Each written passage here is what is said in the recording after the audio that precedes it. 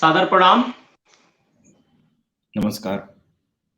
काशी हिंदू विश्वविद्यालय के 105वें स्थापना व्याख्यान श्रृंखला में आज हमारे साथ काशी हिंदू विश्वविद्यालय के पुरातन गौरव डॉक्टर अरविंद गुप्ता जी हैं। सर, आपका बहुत बहुत स्वागत, बहुत अभिनंदन। बहुत बहुत खुशी हुई मुझे आप लोगों से यहाँ पर इस डिजिटल माध्यम से जुड़ने के लिए। काशी हिंदू विश्वविद्यालय परिवार, पूरा छात्र प्रकोष्ठ काशी हिंदू विश्वविद्यालय परिवार की तरफ से आपका पुनः स्वागत, अभिनंदन उन सभी श्रोताओं और दर्शकों का, महामना के मानस पुत्र और पुत्रियों का, जो आज इस डिजिटल माध्यम के जरिए काशी के और काशी हिंदू विश्वविद्यालय के गौरव से जुड़े हुए हैं। संक्षेप में मैं यूं कहूं कि इलेक्ट्रॉनिक्स एवं कंप्यूटर इंजीनियरिंग में ITBHU से आपने ग्रेजुएट किया, कंप्यूटर साइंस एवं बिजनेस एडमिनिस्ट्रेशन में इलिनॉइस विश्वविद्यालय अमेरिका से आपने मास्टर्स किया, आइजेनहावर ग्लोबल के आप फेलो रहे 2014 में, और माईगॉव जो एक बड़ा बहुप्रतिष्ठित उपक्रम था भारत सरकार का, आप उसके CEO रहे। DBT जो डायरेक्ट बेनिफिट ट्रांसफर स्कीम रही, जिसे लेकर के आज डिजिटल लेन देन और बाकी सारी चीजों की बातचीत हो रही है, उसमें बहुत बड़ी भूमिका आपकी रही, बड़ा सहयोग रहा आपका। और हमारे लिए यह भी बहुत गौरव का विषय है कि श्रीलंकन प्रधानमंत्री के आप डिजिटल सलाहकार भी रहे, और डिजिटल इंक्लूजन जो समावेशीकरण का पूरा एक परिवेश बना पूरी दुनिया में, smart city, data privacy, cyber security, electronic निर्माण के क्षेत्र में आपका योगदान अनुकरणीय है और आज की युवा उससे प्रेरणा ले सकते हैं। संप्रति आज आप वर्तमान में डिजिटल इंडिया फाउंडेशन के प्रमुख भी हैं, और सबसे हर्ष का विषय यह है कि आप हमारे गौरव हैं। काशी हिंदू विश्वविद्यालय आज अपने बीच आपको पा करके गौरवान्वित है। मैं पुनः आपका स्वागत, अभिनंदन करता हूं, और मैं निवेदन करता हूं सर कि आपकी जो BHU की बहुत सारी स्मृतियां जो आपके मन मस्तिष्क में सहेज के आपने रखी होंगी, जीवन के हर क्षण में महामना के उन मूल्यों और आदर्शों का जो एक प्रतिमान आपके सामने एक जीवंत विग्रह के तौर पे खड़ा होता होगा, जो आपको लगातार प्रेरित कर रहा होगा। महामना की उसी तपनिष्ठा और कार्यकुशलता जो निरंतर चलते रहने और इंस्टीट्यूशन बिल्डिंग का काम आपने किया, अपने जीवन में आपने भी एक तरीके से उसको आत्मसात किया। और जब से आपने अपना जीवन का करियर शुरू किया, जब से आपने लक्ष्य निर्धारित किया, तब से आज तक रोज एक नया कीर्तिमान आपके साथ जुड़ता चला गया, और आपने इस राष्ट्र को बहुत कुछ दिया है। और इतने कम उम्र में मुझे लगता है कि बहुत कम ऐसे नौजवान होते हैं, लगातार ये सोचना होता है कि आगे का हमारा गोल क्या होगा, लेकिन जिस तरीके से एक गोल आपने निश्चित किया और लगातार एक के बाद दूसरा, दूसरे के बाद तीसरा, रुकना नहीं है, चलते जाना है, तो यह भी एक राष्ट्रीय पुनर्निर्माण के क्षेत्र में आपके तरफ से किया गया बड़ा योगदान है। हम आपको अपने धरोहर के रूप में देखते हैं और आपको पाकर गौरवान्वित है। बहुत बहुत आपका स्वागत, बहुत अभिनंदन सर। और आज की आपकी बातचीत से बहुत सारी जिज्ञासाएं होंगी जो युवा विद्यार्थियों की, युवा प्राध्यापकों की होंगी, जो बाद में जब आपका व्याख्यान खत्म होगा और फिर हम उसके बाद उन सवालों को भी उठाएंगे, लेकिन उसके बीच में जो आपकी बातचीत होगी उससे बहुत कुछ सीखने को मिलेगा, हमारा मार्गदर्शन होगा। आपका बहुत स्वागत, बहुत अभिनंदन सर। धन्यवाद डॉक्टर धीरेंद्र राय जी। मैं दिल्ली का वासी रहा हूं और दिल्ली में ही रहता हूं, लेकिन जो आपने टाइटल दिया है 105 साल कैपिटल ऑफ नॉलेज, ये ही एक प्रेरणा स्रोत था जब 1988 में 1988 में एक जेई का एग्जाम हमने क्लियर किया, और मेरे परिवार से बहुत सारे लोग IIT दिल्ली से पढ़े थे, दिल्ली कॉलेज से पढ़े थे, कुछ लोग BHU से पढ़े थे। सबने मुझे एक राय दी कि आप अगर एक संपूर्ण होलिस्टिक नॉलेज चाहते हो तो बनारस जाओ। मेरा सौभाग्य ऐसा था कि मैं शायद 18 साल की उम्र में पहली बार घर से अकेला कभी निकला, तो पहली नगरी अगर अकेला कहीं गया तो बनारस गया, और काशी विश्वनाथ एक्सप्रेस पकड़ के हम लोग BHU पहुंचे, और मौरवी हॉस्टल में पहले साल रहे, और उसके बाद 4 साल प्रौद्योगिकी संस्थान जो आज IIT BHU है और हमारे जमाने में IIT BHU होता था, तो हमने 4 साल वहाँ पर लगाए। बट ये एक ऐसा समय था डॉक्टर राय और मेरे सारे दोस्तों और साथियों कि that it was a transformation. एक आदमी की पर्सनल ट्रांसफॉर्मेशन तो होती है, ये 18 साल से 22 साल की जो उम्र होती है, आप स्कूल से निकलते हैं, कॉलेज में जाते हैं, तो लाइफ की वैल्यू सिस्टम्स, एक घर के बाहर निकलते हैं, सबसे ज्यादा डिफरेंट एक नजरिए से दुनिया को देखा जाता है। बट वो नजरिया बनारस ने जो शेप किया, वो 4 साल जो शेप किए, आज ग्रेजुएट होने के 29 ईयर्स हो चुके हैं, 29 साल हो चुके हैं, लेकिन वो नजरिया, वैल्यू सिस्टम बिल्कुल इंटैक्ट है। जो आप कहते हैं, आपकी वाणी में आपने बहुत अच्छी तरह से प्रस्तुत किया कि महामना जी के जो आइडल्स थे, जो वैल्यूज थी, जो हमारे अंदर आई, वो आज तक बिल्कुल निरंतर इंस्टॉल्ड हैं। जिसे कहते हैं, ये एक ऐसा सिस्टम है जो रिबूट नहीं हो सकता, वो बिल्कुल एकदम परमानेंटली हमारे दिमाग में चला गया है। और तो 18 से 22 साल, एक तो अपनी पर्सनल डेवलपमेंट होती है, दूसरी बात हम बनारस में सब लोगों की, एक काशी के अंदर जो एक वैल्यू सिस्टम था, दुनिया की सबसे पुरानी नगरी, और एक तरह का मंथन जो दुनिया हर जगह से लोग आकर यहाँ पढ़ते थे, तो पढ़ते हैं, तो उसमें एक बहुत अच्छी विचारधारा बनी। और दूसरी चीज क्या है, 88 से 92 हिंदुस्तान भारत की हिस्ट्री में भी काफी एक यूनिक पोजीशन रही। पॉलिटिकल टर्मोइल रहा, हम लोगों ने मंडल कमंडल दोनों तरह के आंदोलन देखे, pro Mandal, anti Mandal, and the rise of the alternate, जिसे कहते हैं, बीपी सिंह जी की सरकार बनी 89 में, 91 में गिरी, 91 में फिर नरसिम्हा राव जी आए, लिबरलाइजेशन हुई, और वो सब देखा अपने सामने। मैं थोड़ा सा लाइटर नोट पे बताऊंगा। 91 में हम लोग, मैं 92 में ग्रेजुएट किया था, 91 में हम लोग सोचते थे भी अब इसके बाद क्या करें। बाहर कई लोग आईएम्स में अप्लाई कर रहे थे, कई लोग जॉब के लिए कर रहे थे, करीब 20-30 छात्र ऐसे थे जो बाहर जाके पढ़ना चाहते थे, हायर स्टडीज के लिए जाना चाहते थे, मैं भी उनमें से एक था। तो 91 में जब हमने अप्लाई करना चालू किया तो डॉलर का रेट रुपए के भाव में करीब 10 रुपए था, और जब तक हम ग्रेजुएट किए वो 50 रुपए हो चुका था। तो लिबरलाइजेशन के इतने शौक लग गए थे कि एक साल में पता चला था कि कि बाहर जाके पढ़ेंगे तो उसकी क्या महत्वता होती है।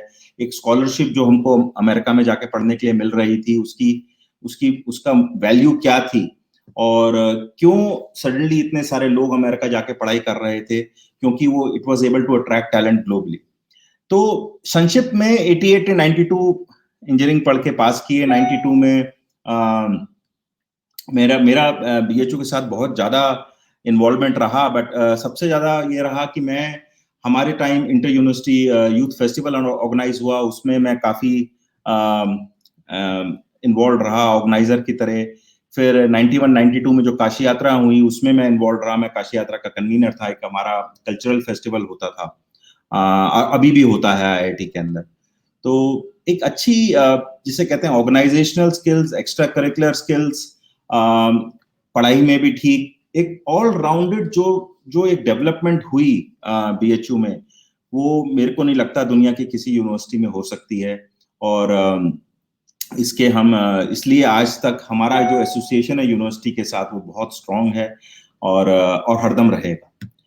अमेरिका में मैं अपनी करियर के थोड़ा सा 2-3 चीजें आपको और बताऊंगा, जिससे आज के हम टॉपिक पे आएंगे, डिजिटल वर्ल्ड इन इंडिया। तो जी। जो मैं अमेरिका की university of Illinois Urbana champagne में है, वहाँ पे कंप्यूटर साइंस डिपार्टमेंट में मेरा एडमिशन हुआ। दुनिया की सबसे टॉप 3 और 4 यूनिवर्सिटीज में जब भी थी और अभी भी है, वहाँ पर कंप्यूटर साइंस में मेरे को ग्रेजुएशन करने का सौभाग्य प्राप्त हुआ।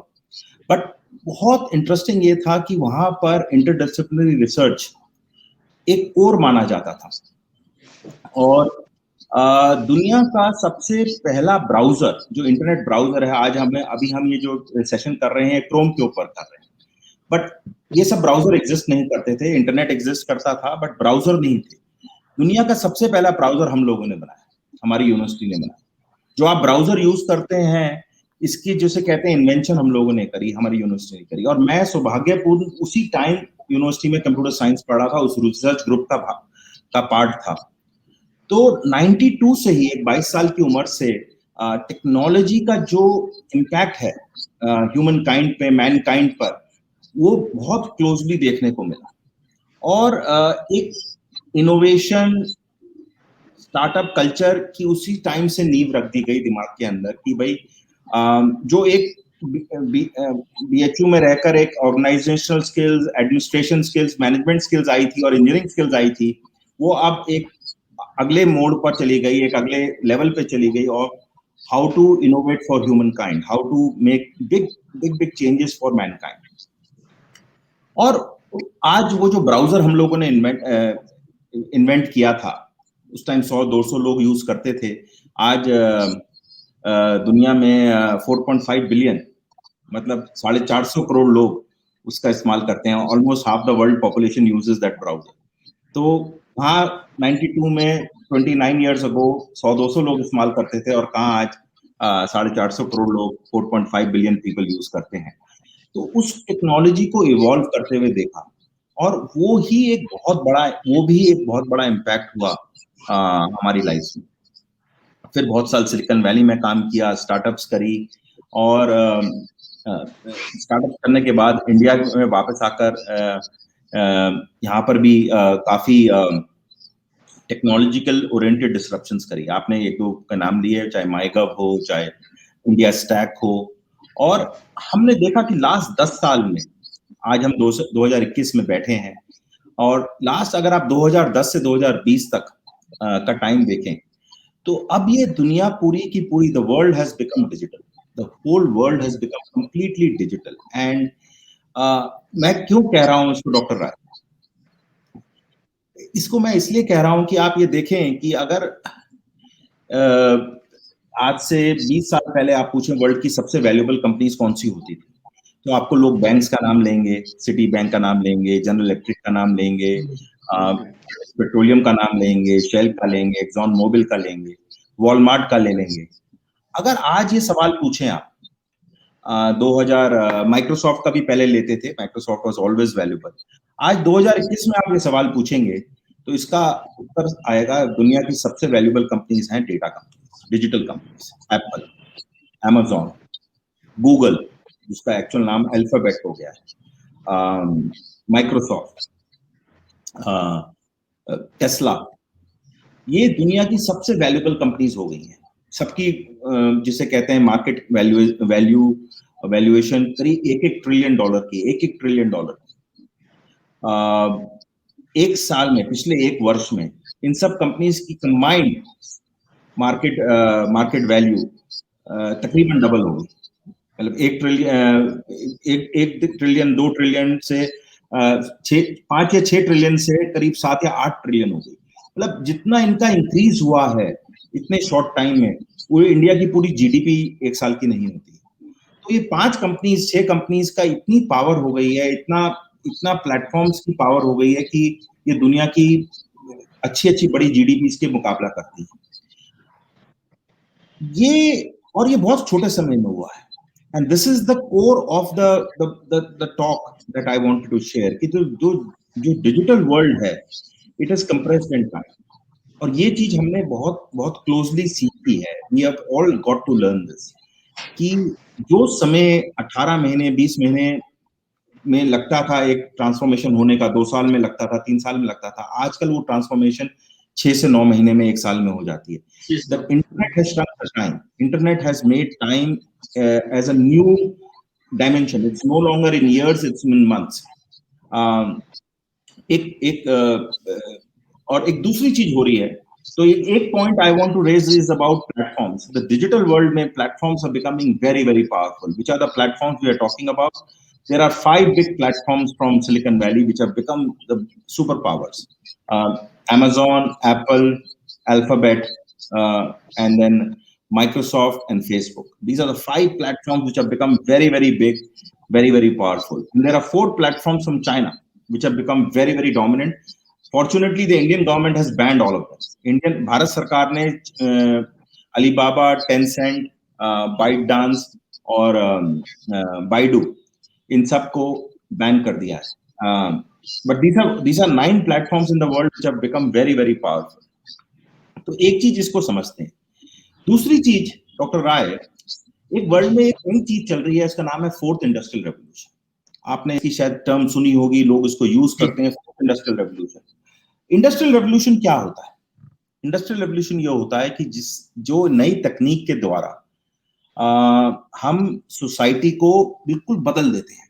पहला इंडस्ट्रियल रेवोल्यूशन 1780 के आसपास हुआ था। इट वाज इंडस्ट्रियल रेवोल्यूशन जहां पर मैकेनाइजेशन चालू हुई थी। सेकेंड इंडस्ट्रियल रेवोल्यूशन चालू हुआ 1870 के आसपास, जहां ये मास ऑटोमेशन, मास प्रोडक्शन चालू हुई, जो हमने देखी कार मैन्युफैक्चरिंग में, कन्वेयर, जिससे अमेरिका की एक पावर रीअसर्ट होने लगी। अमेरिका और UK, they became very very powerful। First industrial revolution happened only in Europe and UK। Second industrial revolution also happened in America। But in दोनों इंडस्ट्रियल रेवोल्यूशन जब हो रहे थे, भारत एक देश ही नहीं था, भारत को उनका बेनिफिट का मौका नहीं मिला। इसके बाद तीसरा इंडस्ट्रियल रेवोल्यूशन भी हुआ, जो ऑटोमेशन और कंप्यूटराइजेशन का रेवोल्यूशन था, वो 1970s में हुआ। इसके अंदर 70 से चलकर वो करीब 2000-2005 तक चला और चल रहा है। इसमें जब ये चालू हुआ, India was not economically very wealthy. India was a poor nation. And 2000 तक आते आते हमने इसका थोड़ा सा बेनिफिट लिया, हमारी सॉफ्टवेयर एक्सपोर्ट्स ने बहुत बेनिफिट लिया। वो जो Y2K बग चालू हुआ था, वो उसको लेकर Indian IT companies became very strong. But really as a nation, as आपको और मेरे को इससे कोई बेनिफिट नहीं हुआ थर्ड इंडस्ट्रियल रेवोल्यूशन से। लास्ट इंडस्ट्रियल रेवोल्यूशन जो अभी चल रहा है हमारे सामने is the fourth industrial revolution.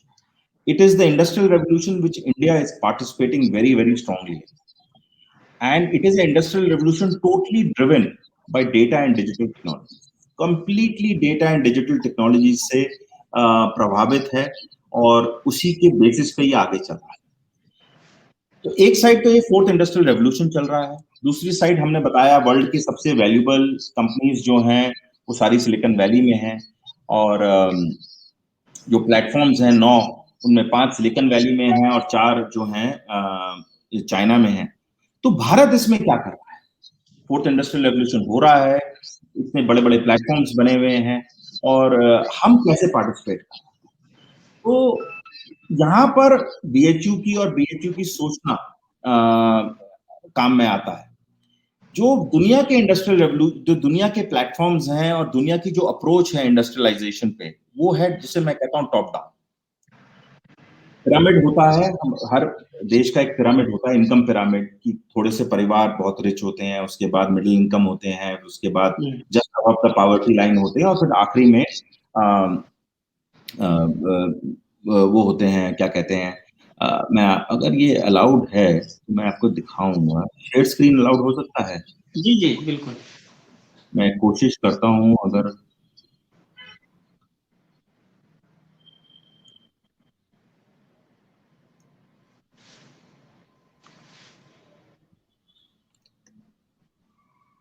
मैं एक चीज कोशिश कर रहा हूँ दोस्तों, तो 1 सेकंड आपको मेरे साथ समय देना पड़ेगा।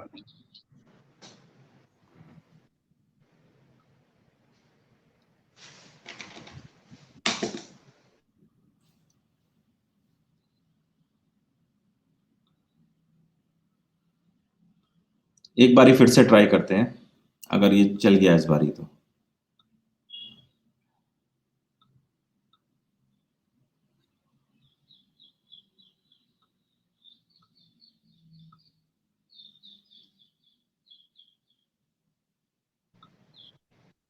नहीं चल रहा है, कुछ नहीं होता। चलिए, पहले से परमिशंस देनी थी। मैं अपनी बात को बोलता रहूंगा। वापस इसमें आ जाते हैं। तो जो इसके अंदर इनकम पिरामिड की मैं बात कर रहा था, तो इनकम पिरामिड में क्या होता है, भारत के अंदर करीब 24 करोड़ फैमिलीज मानी जाती हैं। 24 करोड़ फैमिलीज में से आप लोग हम लोग मानते हैं करीब 5 लोग पर परिवार तो 120 करोड़ प्लस 5.5 तो करीब 132 करोड़ लोग माने जाते हैं हिंदुस्तान के अंदर, प्लस और माइनस। आप अगर देखें तो जो जो रिचेस्ट फैमिलीज होती हैं, जो रिच और सुपर रिच मानी जाती हैं, वो करीब 5 या 6 करोड़ परिवार माने जाते हैं, और बाकी सारा हिंदुस्तान या तो जस्ट अबव पावर्टी लाइन है, बिलो पावर्टी लाइन। करीब 18 करोड़ परिवार ऐसे हैं, करीब 100 करोड़ लोग हिंदुस्तान में ऐसे हैं जो जस्ट या तो पावर्टी लाइन के ऊपर हैं या जस्ट पावर्टी लाइन के नीचे। ये बहुत इंपॉर्टेंट चीज है। दुनिया के जितने डिजिटल प्लेटफॉर्म्स हैं, ये उस टॉप को, वो 32 करोड़ लोगों को एड्रेस करते हैं, ना कि 100 करोड़। इंडिया ने जो अपनी अप्रोच बनाई वो बिल्कुल रिवर्स बनाई, कि हमने अप्रोच ये बनाई कि हम 100 करोड़ लोगों को कैसे एम्पावर कर सकते हैं डिजिटल टेक्नोलॉजीज के माध्यम से। और अगर हम 100 करोड़ को एम्पावर कर सकते हैं तो 32 करोड़ तो अपने आप ही एम्पावर हो जाए।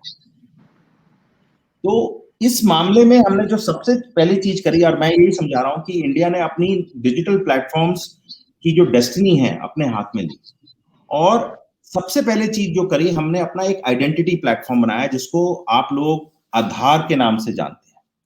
और आधार एक ऐसा प्लेटफॉर्म है डॉक्टर राय, जो एक पब्लिक प्लेटफॉर्म है।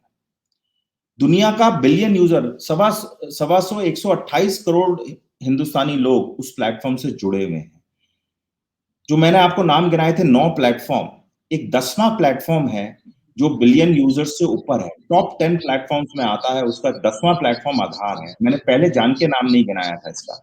उसका कारण ये था कि जो 9 प्लेटफॉर्म्स हैं, ये प्राइवेट प्लेटफॉर्म्स, प्राइवेट ओनर्स हैं, इसके प्राइवेट कंपनीज ओन करती हैं। ये 10वां प्लेटफॉर्म दुनिया का एक ऐसा प्लेटफॉर्म है जो भारत की तरफ से आया है, जो पब्लिक ओन करती है, आप और मैं ओन करते हैं, कोई एक प्राइवेट कंपनी ओन नहीं करती इसको, और हम सब लोग मिलकर, देशवासी मिलकर इसको ओन करते हैं। ये एक ऐसा प्लेटफॉर्म है जिसको कहते हैं नेशनल पब्लिक गुड्स। ये पब्लिक गुड प्लेटफॉर्म है, हर कोई इसका इस्तेमाल कर सकता है।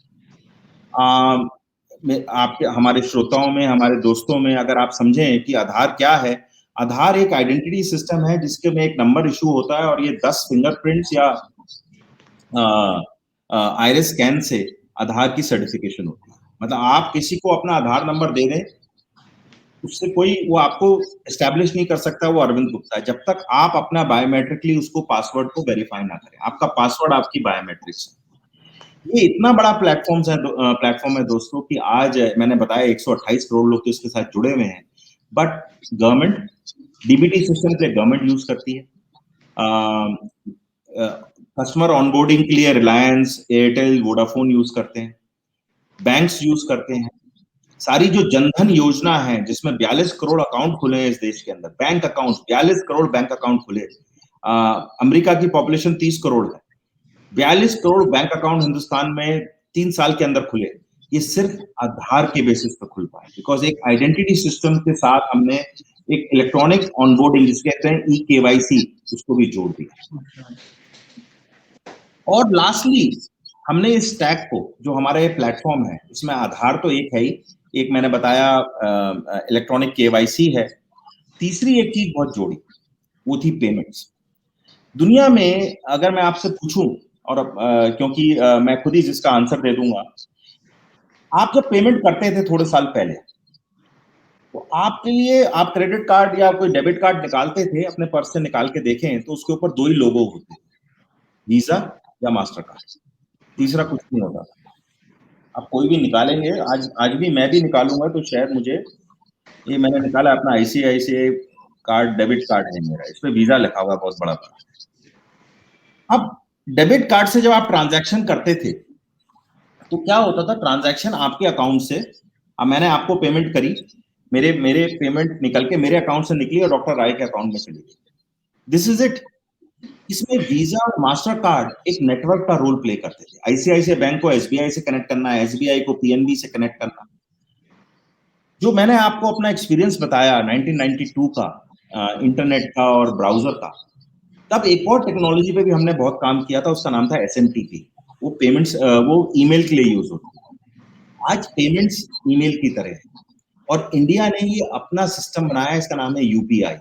जो कई लोग आप भीम की तरह यूज करते हैं, गूगल पे यूज करते हैं, पेटीएम यूज करते हैं, मोबीक्विक यूज करते हैं, फोन पे यूज करते हैं, भारत पे यूज करते हैं, ये सब एप्लीकेशंस हैं। इसके अंदर जो कोर सिस्टम चल रहा है वो इंडिया का अपना सिस्टम है, उसका नाम है UPI, unified payments interface.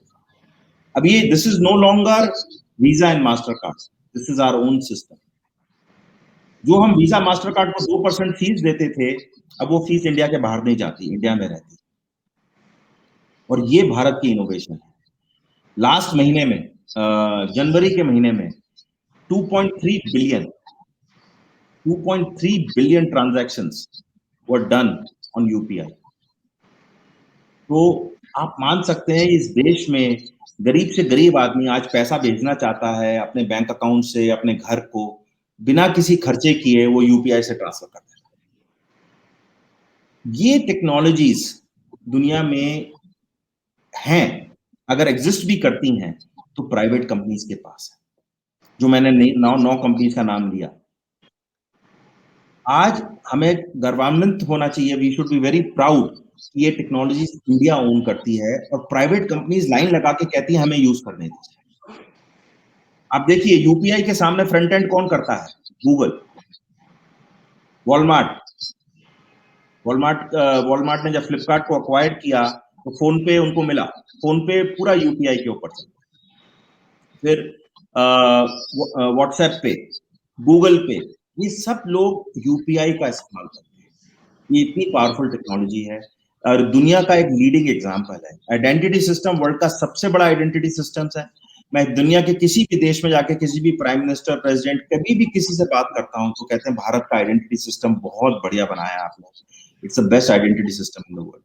Then payments, इसका ये ऐसी चीज है जो हमारे देश का पैसा देश में रख रही है और जीडीपी के ग्रोथ में हेल्प कर रही है, इकोनॉमिक ग्रोथ में हेल्प कर रही है और देश का डेटा देश में।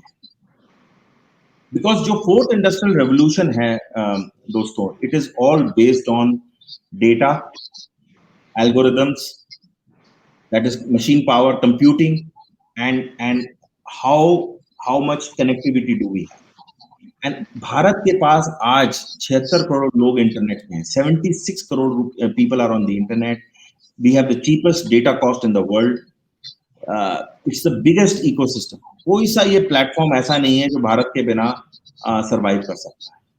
और इसलिए भारत ने दो चीजें करी, एक तो फोर्थ इंडस्ट्रियल रेवोल्यूशन को अडॉप्ट करने के लिए अपना डेटा अपने देश में रहे, उसके लिए आधार पेमेंट सिस्टम्स अपने बनाए। दूसरा, ये पेमेंट सिस्टम्स, ये आधार सिस्टम्स, इसको ओपन कर दिया। ओपन करने से क्या हुआ, कितनी स्टार्टअप्स, कितने बैंक्स, कितनी टेलीकॉम कंपनीज इन सिस्टम्स को यूज कर सकती हैं।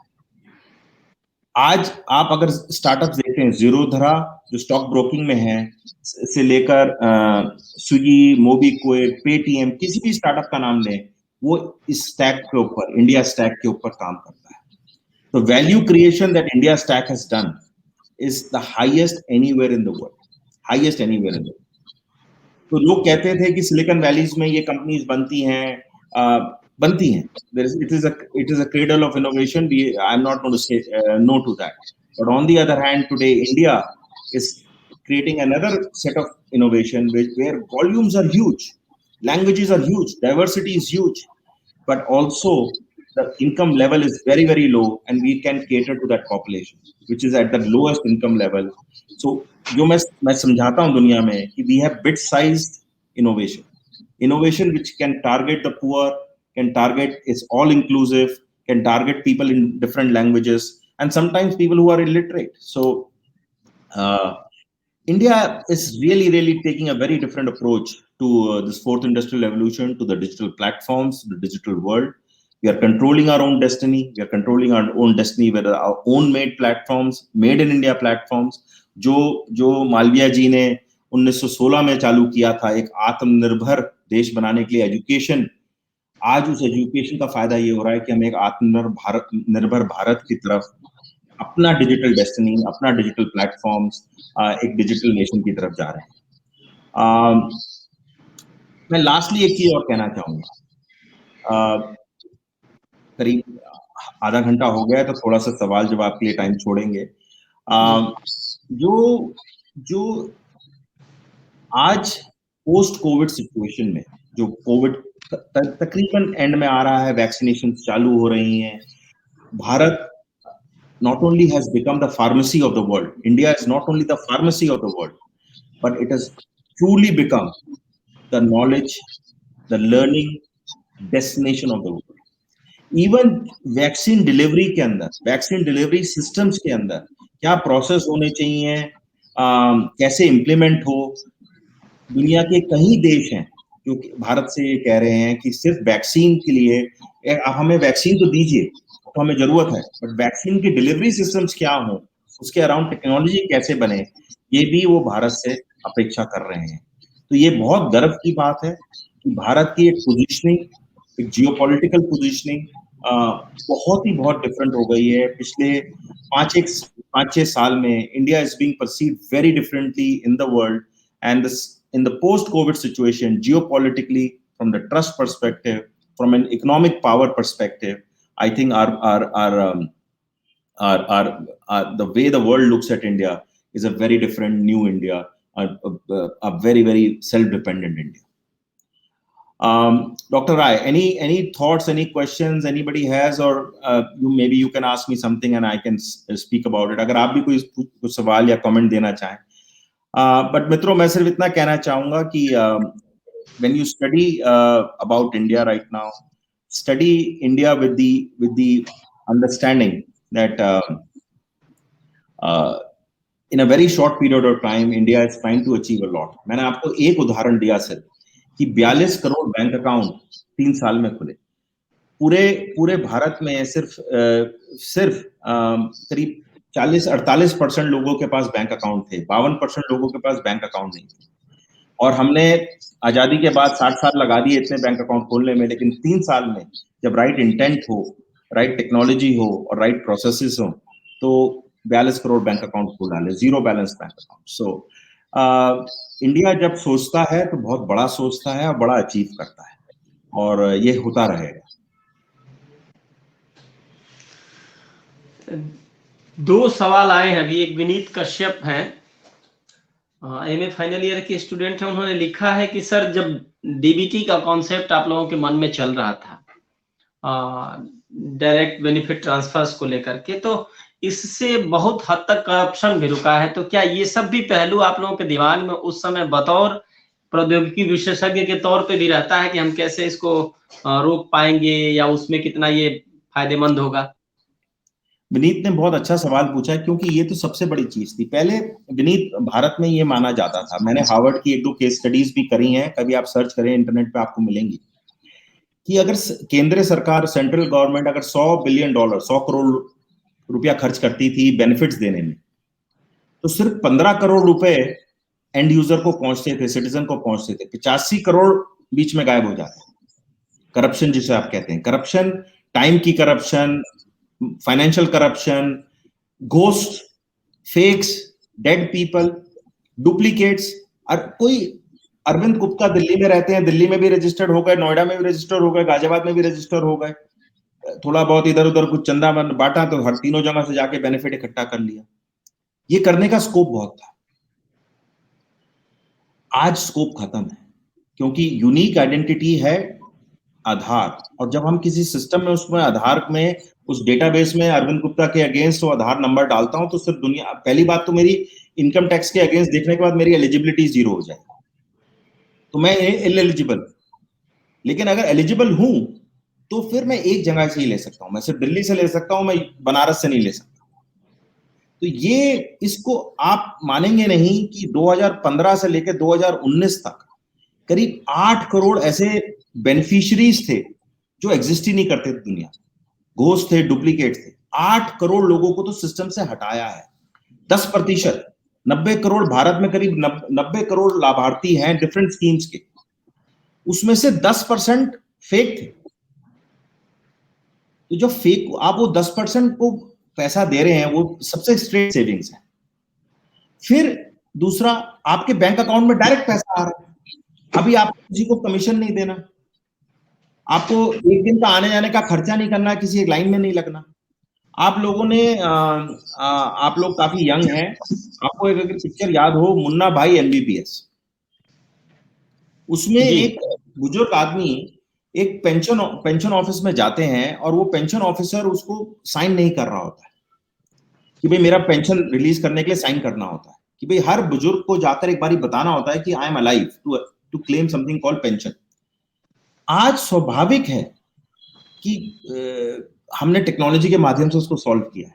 आज घर बैठे बैठे हम ये प्रूफ ऑफ लाइफ देते हैं। जो बुजुर्ग लोग हैं उनको किसी लाइन में नहीं लगना पड़ता, उसको वस्त्र नहीं उतारने पड़ते, किसी को कमीशन नहीं देना पड़ता, सीधा बैंक अकाउंट में पैसा ट्रांसफर होता है। तो जो आपका सवाल है वो बहुत अच्छा सवाल है। एक टेक्नोलॉजी के माध्यम से करप्शन कैसे हटाया जाए, क्वालिटी ऑफ लाइफ कैसे करी जाए, ईज ऑफ लाइफ कैसे करी जाए, और जो आपका हक है वो सीधे आपके बैंक अकाउंट में आ जाए, ताकि आपको किसी को पैसा ना देना पड़े। अपना 2 दिन की सैलरी लॉस हो जाती थी ट्रैवल करने में। पहले एक दिन फॉर्म भरने जाओ, फिर एक दिन जाकर पैसा इकट्ठा करो, लाइन में लगो। ये सब लॉसेस खत्म करने के बाद 85% एफिशिएंसी जो इनएफिशिएंसी थी, आज वो वापस आ गई है। आज गर्व से हम कह सकते हैं अगर 100 करोड़ रुपए भारतीय राजस्व से निकलते हैं, सेंट्रल गवर्नमेंट के फंड से निकलते हैं, तो 100 के 100 करोड़ रुपए एंड यूजर को मिलते हैं। दूसरा सवाल सर, विकास कुमार है, ये इंग्लिश डिपार्टमेंट में पीजी फाइनल ईयर के स्टूडेंट हैं। इन्होंने पूछा है कि सर वीजा या मास्टर कार्ड का प्रभाव यूपीआई ने तो बहुत हद तक तोड़ दिया था, लेकिन इंडिया का अपना रुपे कार्ड जो था उसमें हम कहीं आर्टिकल पढ़ रहे थे तो उसमें ये था कि वो काफी पिछड़ गया था। तो सर इसका रीजन क्या था और क्यों, मतलब ऐसा नहीं है। रुपे कार्ड अभी भी बहुत चलता है और चलता रहेगा। देखिए ऐसा है कि ये दो सिस्टम्स डिफरेंट हैं। आपको वीजा मास्टर कार्ड चाहिए जब आपको क्रेडिट कार्ड चाहिए। क्रेडिट कार्ड का रिस्क होता है। हम लोग इंडिया में, मैं आपको नंबर दे सकता हूं, करीब सिर्फ साढ़े 4 करोड़ लोग ऐसे हैं जो क्रेडिट कार्ड यूजर्स हैं। वही रिच जो 90 करोड़ प्लस यूजर्स, मतलब 90 करोड़ यूजर्स ऐसे हैं जो सिर्फ डेबिट कार्ड यूज करते हैं। जी। तो जो डेबिट कार्ड की मार्केट है उस पूरी रुपए की मार्केट है, और जो क्रेडिट कार्ड की मार्केट है वो ज्यादा स्वाभाविक वीजा और मास्टर कार्ड। जी। एक अभिषेक कुमार का सवाल है, ये मास कम्युनिकेशन पीजी के फाइनल ईयर के स्टूडेंट हैं, और इनका कहना है कि सर जियो पॉलिटिकल जो पोजिशनिंग्स हैं आज की तारीख में, तो क्या पूरी दुनिया में वैश्विक स्तर पे इसको भी लेकर के कुछ लाइजनिंग्स भी होती हैं क्या, कि किस तरीके से किसकी पोजिशनिंग क्या होगी, कैसे होगी, और उसका एनवायरनमेंट कैसे क्रिएट करें एक दूसरा देश अपने फेवर के लिए? देखिए ये तो आज की डेट में जो आपने क्वेश्चन पूछा ये बहुत बड़ा क्वेश्चन। डेवलपमेंटल फाइनेंस कहते हैं इसको। दूसरे देश के कई कंट्रीज इंडिया में आके प्रोजेक्ट्स करती थी, असिस्ट करती थी। उसका बहुत सारे कारण होते हैं कि they want good types with India. India भी बहुत देशों को असिस्ट करता है, we also want good relationships with them. तो लेकिन आप किस चीज से टाइप करेंगे? आज जब हमारे चाइना के साथ रिलेशंस ठीक थे तो हम बहुत सारी चीजें उनके साथ, वो आके यहाँ पे प्रोजेक्ट्स कर रहे थे। आज ठीक नहीं है तो हमने मना किया है उनको। चाइना की टेक्नोलॉजीज हुआवे को लेकर और जीटी को लेकर हरदम संदेह रहता है। आज इंडिया उसको बहुत कम इस्तेमाल कर रहा है, हल्के हल्के करके मुझे लगता है फेज आउट कर देगा। बहुत कंट्रीज में तो बैन हो गई है। तो सेम थिंग, अगर हमारे हमारे डेमोक्रेसी में, हमारे सिस्टम में ट्रस्ट रहेगा दूसरी सरकारों को, दूसरे देशों को, वो आपसे हेल्प लेंगे। अगर उसमें लगेगा कि ये इसके साथ एक तरीके से आपको फोन तो दे रहे हैं लेकिन फोन के अंदर एक डिवाइस लगा रखा है जब आपकी बात हरदम सुन सकते हैं, तो वो ट्रस्ट नहीं आएगा। और वो ट्रस्ट नहीं आएगा इसलिए लोग आपसे रिलेशनशिप और टेक्नोलॉजी ट्रांसफर और डेवलपमेंट के लिए नहीं बात करेंगे, चाहे कितने भी आप जो भी आप उनके लिए करें।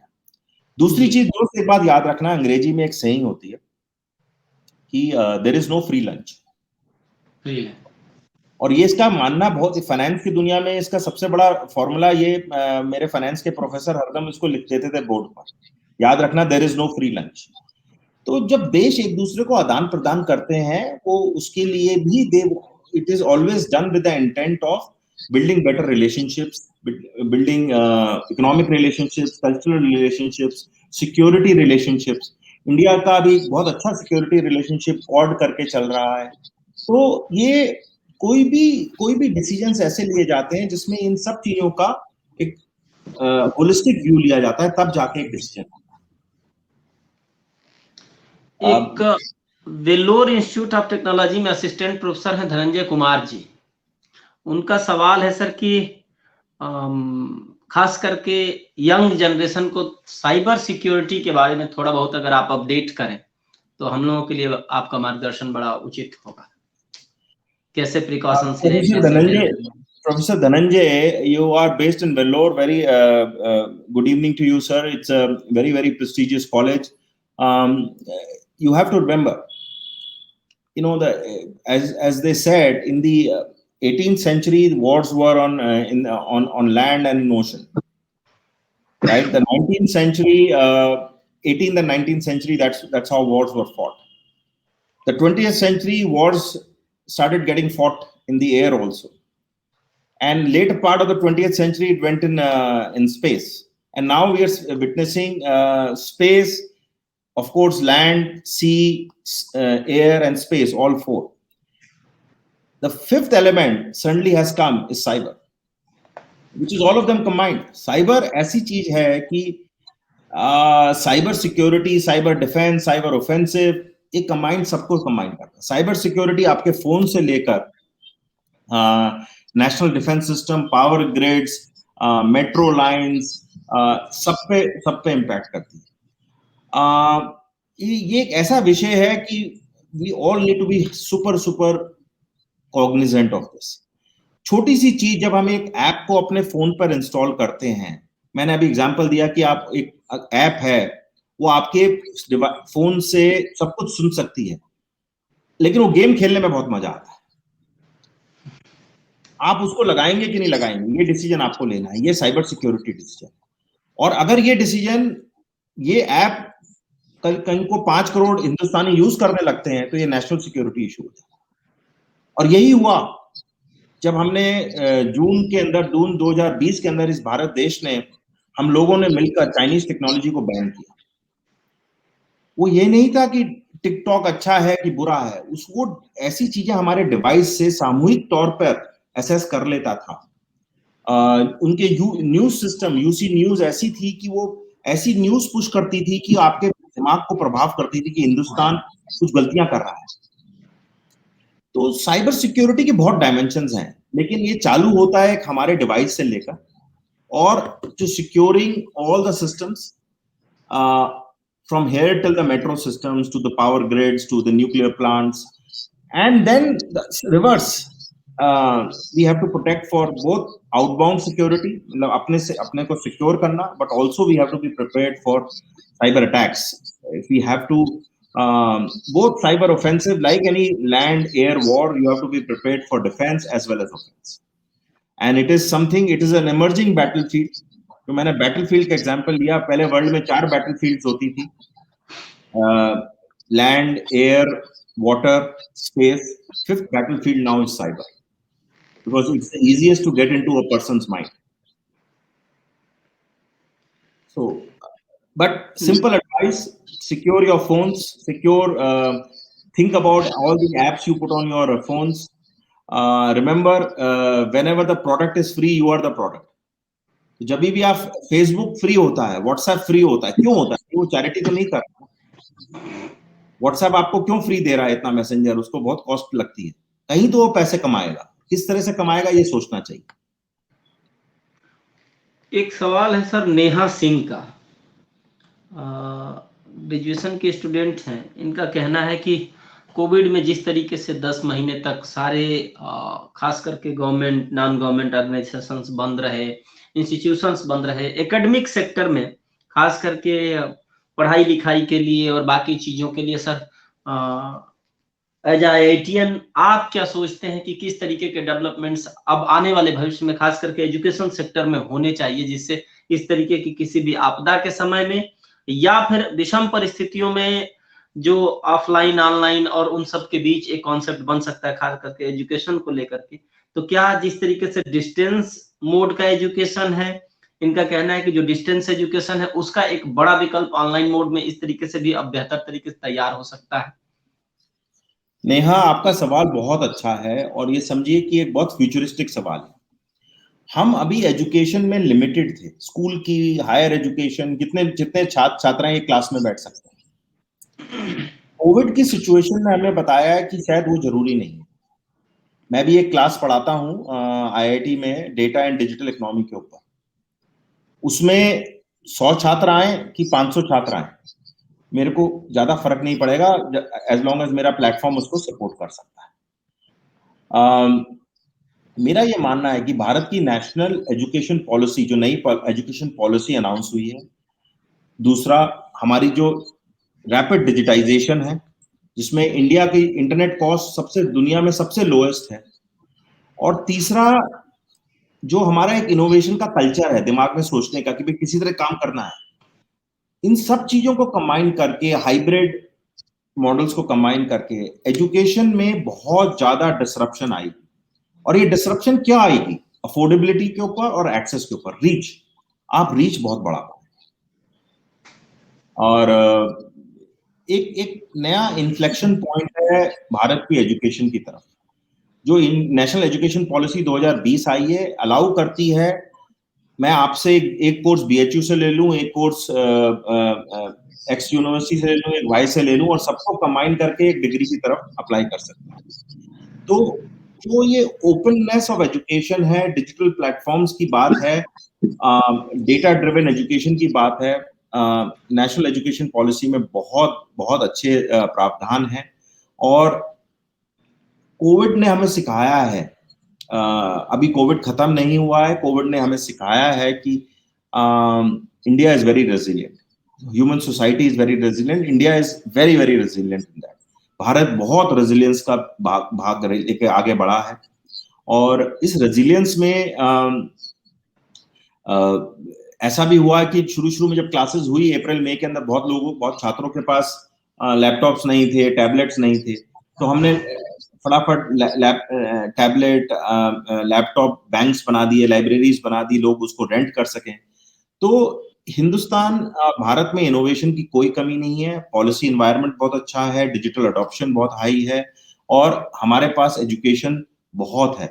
बट आज हमको ये सोचना चाहिए कि हम इस एजुकेशन को 100 की जगह 1000 कर सकें, ताकि best education can reach more people. So ये सोचना चाहिए। नेहर, आपका सवाल का मैं छोटा सा जो उत्तर दिया वो यही है कि पॉलिसी भी है, इंटेंट भी है, प्लेटफॉर्म्स भी हैं, लोग भी हैं, और एजुकेटर्स तो रहे ही हैं। तो एक एजुकेटर सिर्फ बनारस में क्यों पढ़ाया, बनारस की क्लास भी पढ़ाए, लेकिन अगर 100 लोग और उसको सुनना चाहते हैं गुवाहाटी में या कन्याकुमारी में, वो भी सुन सके जी।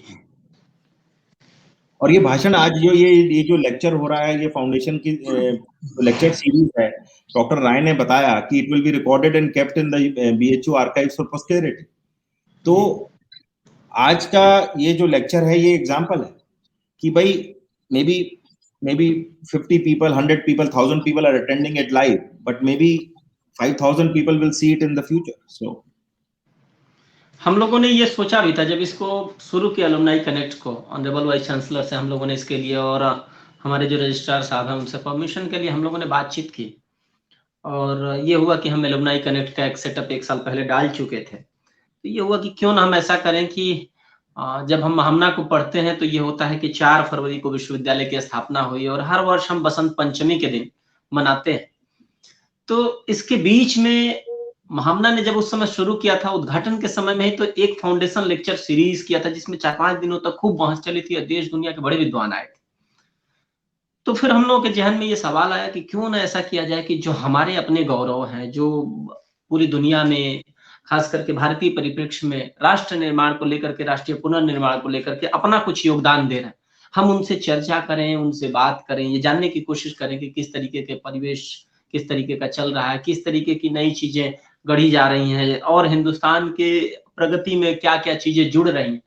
तो फिर ये हुआ कि अब हम ये शुरू करेंगे, और ये जानकर एक सुखद अवसर होगा सर कि आपको भी लगेगा कि 8 मार्च को विश्व महिला दिवस है, और 8 मार्च से एक सप्ताह तक हम लोग महिला दिवस सेलिब्रेट करने जा रहे हैं और हमारे विश्वविद्यालय से पढ़ करके जिन महिलाओं ने कुछ कीर्तिमान स्थापित किया है, काशी हिंदू विश्वविद्यालय एक सप्ताह तक उसको महिलाएं कंडक्ट करेंगी, कोऑर्डिनेट करेंगी और फिर उनसे हम बातचीत करेंगे।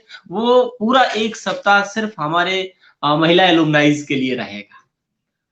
तो ये एक हफ्ता हम लोग उनके लिए डेडिकेट करने जा रहे हैं 8 मार्च से 14 मार्च तक।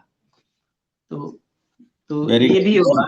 ये एक सवाल और आया है और ये नाम इनका उनका है कि भारत जैसे देश में जहां बड़ी आबादी अनपढ़ थी और इंटरनेट से जुड़ी नहीं थी, वहां करेंसी नोट से कैशलेस सोसाइटी तक बढ़ने में किस तरीके की चुनौतियां आप महसूस करते हैं और आपको लगा कि एज अ इनोवेटर के तौर पे इस तरीके की चुनौतियों से आप लोग कितना मतलब जूझते हैं?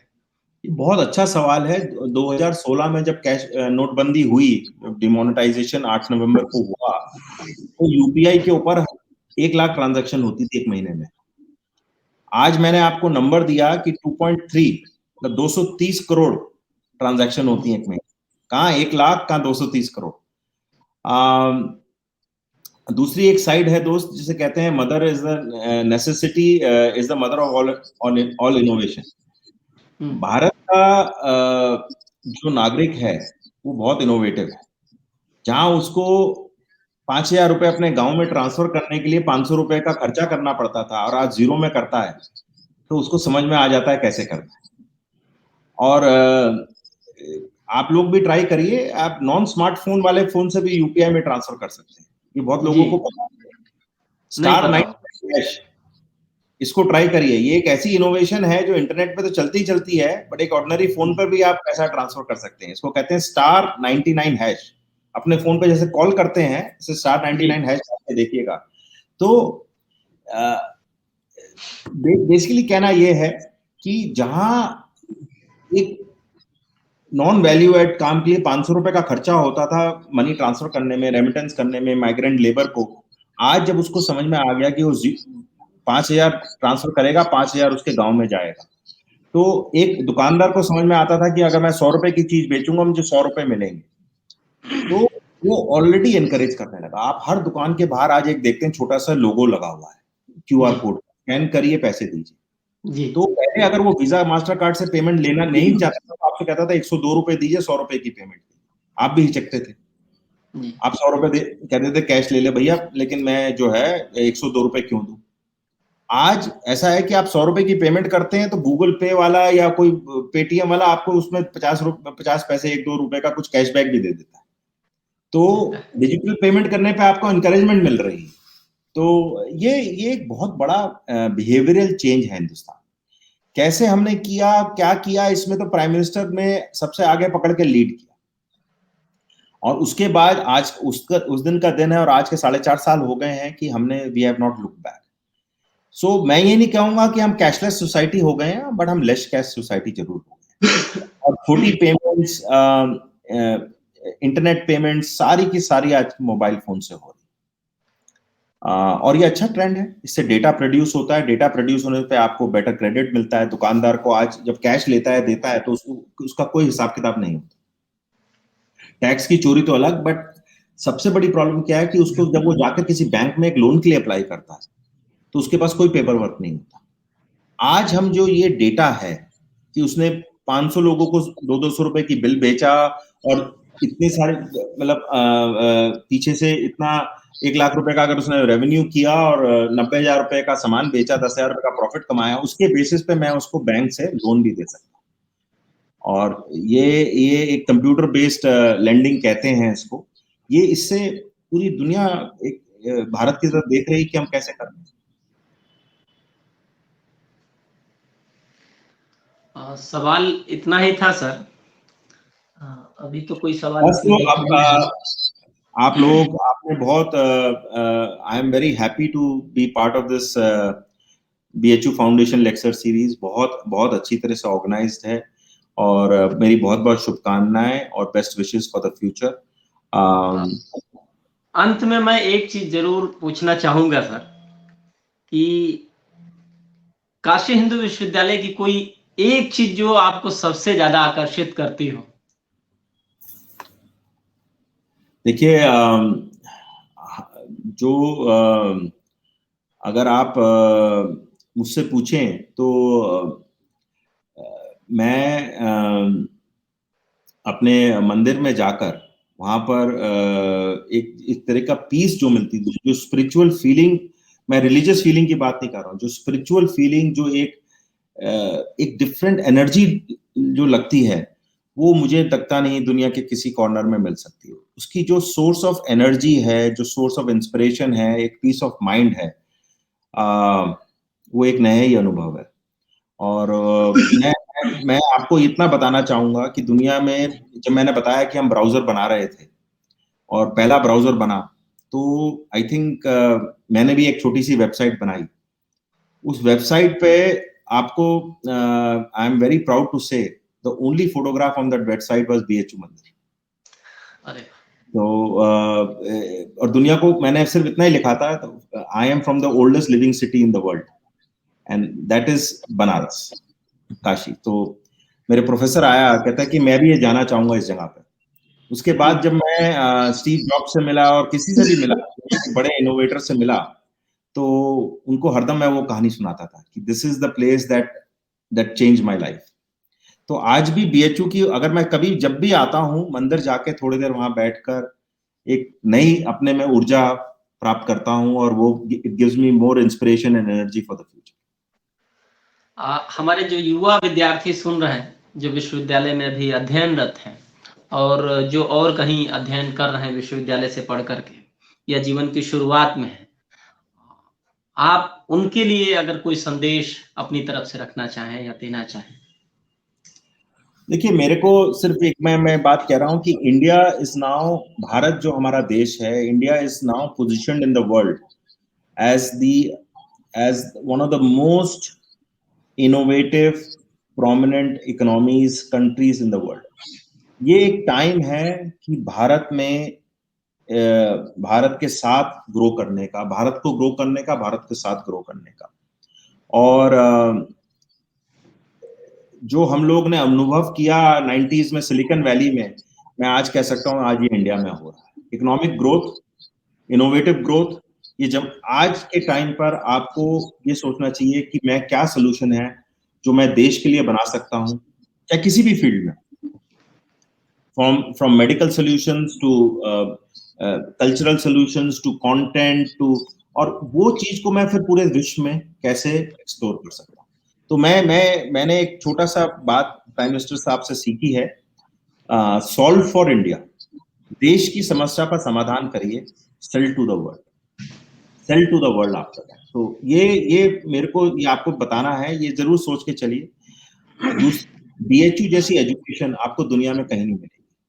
मैं इसलिए कहता हूँ कि ना ही कि सिर्फ मैं बीएचयू का छात्र रह चुका हूँ, बिकॉज इतनी मल्टी डिसिप्लिनरी यूनिवर्सिटी कहीं नहीं है। Agriculture, engineering, medical sciences, chemistry, biology, social science, culture, arts,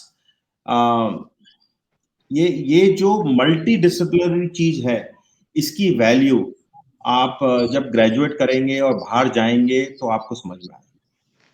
और इसको यूनिवर्सिटी में लेके हम लोग अंडर वैल्यू करते हैं, बट यूनिवर्सिटी के बाहर आकर आज 28-30 साल के बाद, ग्रेजुएट करने के बाद, मैं आपसे कह सकता हूँ ये सबसे वैल्यूबल स्किल।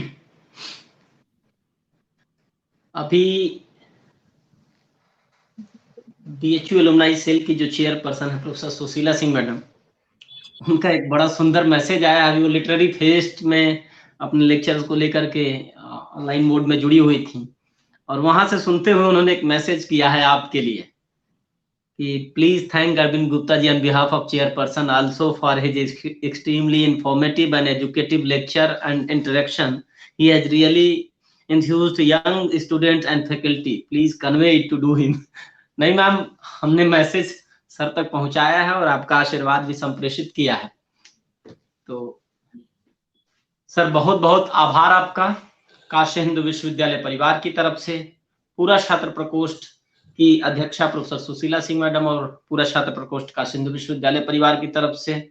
आभार उन सभी मानस पुत्रों और पुत्रियों की तरफ से जो दुनिया के इकलौता विश्वविद्यालय में हर विद्यार्थी, एक गांव में कहावत है कि हम अपने बाप की बपौती समझते हैं जिसको, तो इस विश्वविद्यालय को हर विद्यार्थी यही समझता है कि हम इसके ऑनर हैं। और मुझे लगता है कि इंस्टीट्यूशन बिल्डिंग में इससे बड़ा भाव कुछ हो ही नहीं सकता कि किसी संस्था के प्रति हर व्यक्ति के मन में ऑनरशिप का भाव हो। तो ये भाव पैदा करना निश्चित तौर पे महामना की, फिर मैं कह रहा हूं कि तपनिष्ठा और उस जिजीविषा का ही प्रतिफल है, जिसको पढ़ करके, जिसको जान करके, जिससे हम लोग निरंतर सीख रहे हैं। और विश्वविद्यालय की प्रगति में और राष्ट्र के लिए विश्वविद्यालय राष्ट्रीय पुनर्निर्माण के लिए कितना अपना योगदान कर सकता है, राष्ट्र की प्रगति में निरंतर उस दिशा में अग्रसर है। सर, आपका बहुत बहुत आभार, आप हमारे रत्न हैं, इसके लिए आपका बहुत बहुत स्वागत। और आज आपकी बातचीत से, आपके उद्बोधन से, आपके इस संवाद से हमारा मार्गदर्शन हुआ, हम आपके आभारी हैं। धन्यवाद। जय हिंद। Thank you. बहुत आभार सर।